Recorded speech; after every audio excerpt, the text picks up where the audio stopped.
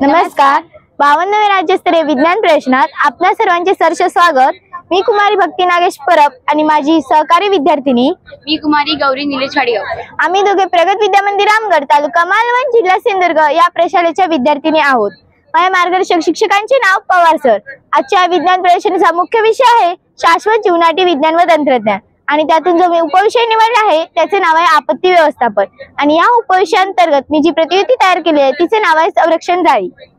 आपण आपल्या सभोवतालच्या पर्यावरणाचा जर विचार केला तर कोकण किनारपट्टी तर सार्वजनिक ठिकाण म्हणजे पार्किंगचे ठिकाण, बाग बगीचा, उद्याने, सिनेमा थिएटर अशा ठिकाणी आपल्याला नारळाची झाडे दिसून येतात.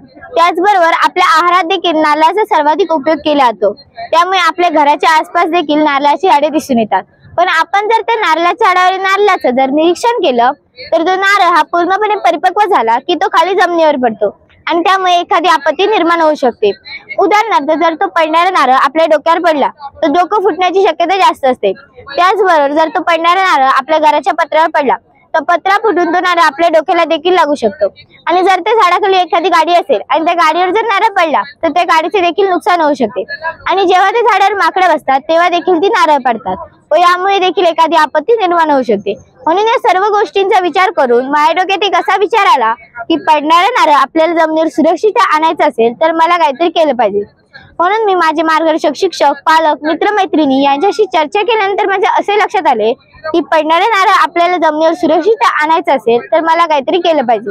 म्हणून त्या चर्चेनंतर मी अशा पद्धतीची विज्ञान प्रतिकृती तयार केलेली आहे. तिचं नाव आहे संरक्षण जाळी.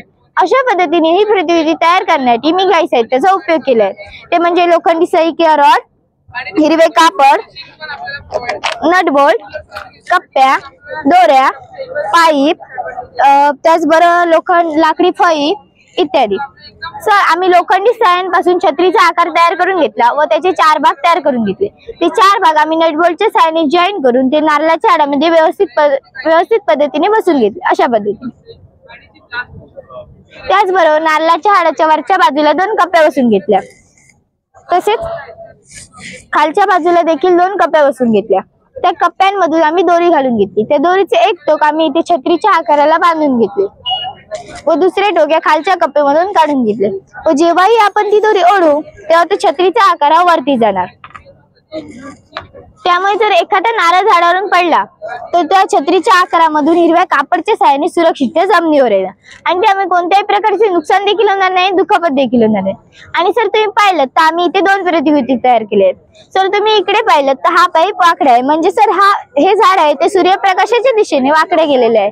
आणि सर तुम्ही इकडे पाहिलं तर हा पाईप सरळ आहे म्हणजे ते सरळ नारळाचं झाड आहे. आणि सर तुम्हाला मी यातला फरक सांगते. सर आम्ही प्रतिकृती बसवली आहे ते सरळ नारळाच्या झाडाला आपण सभोवताली बसवू शकतो. पण तर ती सूर्यप्रकाशाच्या दिशेने जर वाढलेलं जर नारळाचं झाड असेल आणि आपण त्याला जर ती प्रतिकृती जर सभोवताली बसवायला गेलो तर ती बसणार पण ती वाकडी बसणार आणि त्या ज्या पेंड्या असतात त्या कव्हर होणार नाही. त्यामुळे सर ती प्रतिकृती आपण जिथे नारळ पडतो तिथे ती बसून व्यवस्थितपणे त्या पेंड्या असतात त्यांना कव्हर करू शकतो. आणि सर हा पाईप म्हणजे तुम्ही नारळाचं झाड असं समजा.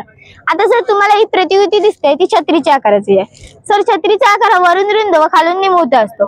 तशाच पद्धतीने आम्ही ती प्रतिकृती तयार केलेली आहे. आता सर तुम्ही पाहिलं त्या छत्रीच्या आकाराला आम्ही हिरव्या कापडच्या सहाय्याने बंदिस्त करून घेतले आहे.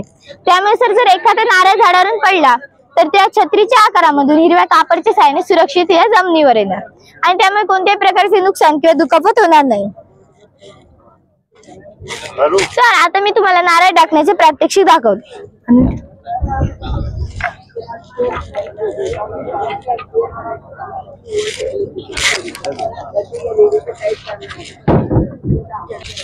सर हा नारळ तुम्ही झाडावरून पडतोय असे समजा. आता सर हा मी नारळ टाकला. सर तुम्ही पाहिलं तर तो नारळ या छत्रीच्या आकारामधून हिरव्या कापडच्या सहाय्याने सुरक्षित जमिनीवर आला आणि सर यामुळे कोणत्याही प्रकारचे नुकसान किंवा दुखापत झाली नाही.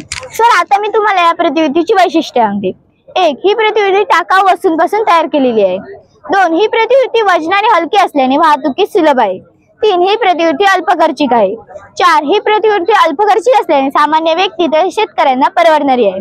5. या प्रतिकृतीचा उपयोग करून आपण नारळ जमिनीवर सुरक्षित आणू शकतो.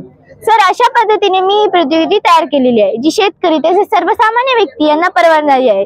तसेच सध्याच्या काळात उपयोगी व गरजेची असणारी ही प्रतिकृती आहे. तिचे नाव आहे संरक्षण जाळे. धन्यवाद.